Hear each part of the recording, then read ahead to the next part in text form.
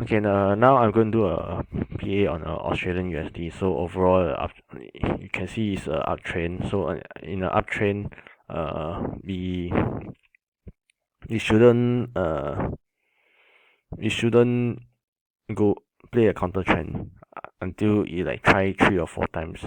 Then we can maybe consider a counter trend. So first of all, it's either the counter trend it breaks this low significantly, come back test here, then we can continue down. Otherwise, we don't consider a counter trend move. So that's why when the price come back down steep here and it come back up and test this area, initially I was actually trying to go long at 830, 830 price at here, which it almost take down my stop loss. However, the price came back and retest the low again at 930 and resume in my direction.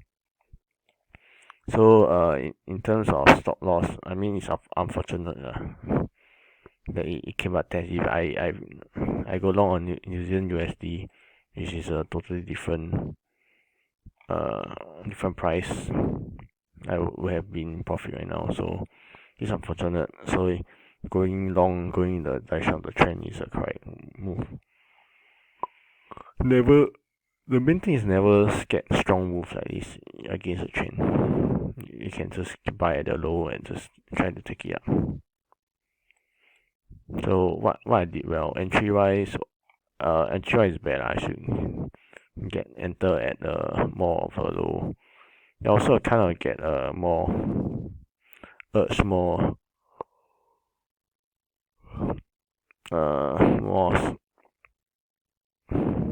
like this stress to perform well.